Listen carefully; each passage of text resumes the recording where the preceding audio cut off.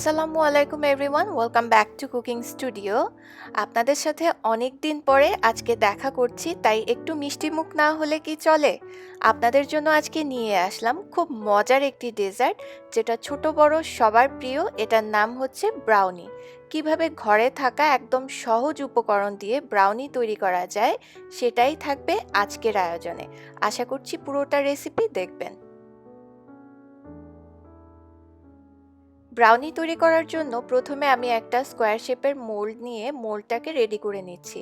চারিপাশে তেল লাগিয়ে পার্চমেন্ট পেপার বিছিয়ে নিয়েছি। এরপরে পার্চমেন্ট পেপারের ওপরেও সামান্য একটু তেল, আপনারা চাইলে বাটার গলিয়েও ব্রাশ করে নিতে পারেন। এবার একটা মিক্সিং বোলে 1 কাপ পরিমাণ নিয়ে নিয়েছি আমি চিনি। গলানো বাটার নিয়েছি 1 কাপ থেকে একটু কম, 3/4 কাপের মতো। আপনারা চাইলে বাটারের পরিবর্তে সয়াবিন তেল ব্যবহার করতে পারেন, তবে বাটার দিলে ফ্লেভারটা অনেক ভালো হয়। 1 চা চামচ পরিমাণ ভ্যানিলা এসেন্স নিয়েছি।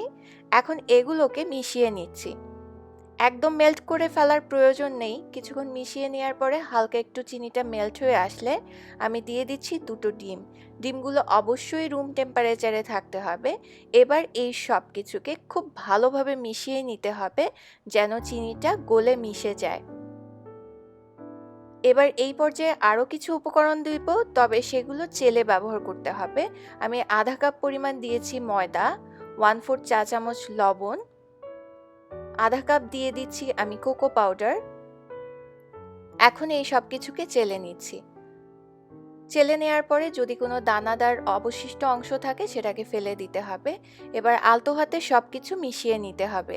খেয়াল করেছেন আমি কোনো বেকিং পাউডার ব্যবহার করিনি, কিংবা বেকিং সোডা। আসলে ব্রাউনিতে বেকিং পাউডার বা বেকিং সোডা সবসময় ব্যবহার করা হয় না, আর হলেও সেটার পরিমাণ খুবই কম থাকে, কারণ ব্রাউনি অন্যান্য কেকের মতো কিন্তু ফুলে ওঠে না।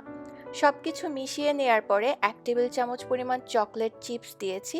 চাইলে আপনারা যে কোনো চকলেট একটু চপ করে কেটেও মিশিয়ে নিতে পারেন। এবার আমি যে প্যানটাকে রেডি করে রেখেছিলাম সেই প্যানের মধ্যে এই মিশ্রণটা নিয়ে নিয়েছি।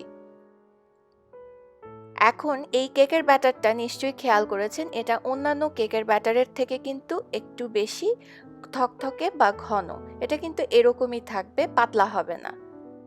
এখন বেক করতে চলে যাচ্ছি। আমি আজকে ইলেকট্রিক ওভেনে বেক করছি, একদম মিডল র্যাকে রেখে তারপরে আমি বেক করব। আর বেক করার জন্য 350 ডিগ্রি ফারেনহাইট অথবা 180 ডিগ্রি সেলসিয়াসে প্রায় 20 থেকে 25 মিনিটের মতো বেক করলেই যথেষ্ট। এরপরে ব্রাউনিটা যখন একটু ঠান্ডা হয়ে আসবে, তখন এটাকে আমি ডিমোল্ড করে নিচ্ছি। জাস্ট কাগজটা ধরে টান দিলে ব্রাউনিটা খুব সহজেই দেখবেন আপনি ডিমোল্ড করে নিতে পারবেন। আর দেখেন ব্রাউনির ওপরে কিন্তু একটা ক্রাস্টের মতো ক্রিয়েট হয়েছে। এটা কিন্তু যে কোনো ব্রাউনিরই বৈশিষ্ট্য, এরকমটা হবেই, যেটা কিনা অন্যান্য কেকে হয় না। এখন ব্রাউনিটাকে আমি স্কোয়ার শেপ করে কেটে নিয়েছি। এখন একটু কাছে থেকে দেখাই, দেখেন ব্রাউনিটা, এটা কিন্তু একটু গুই এবং সেই সাথে সামান্য একটু চিউই হয়েছে।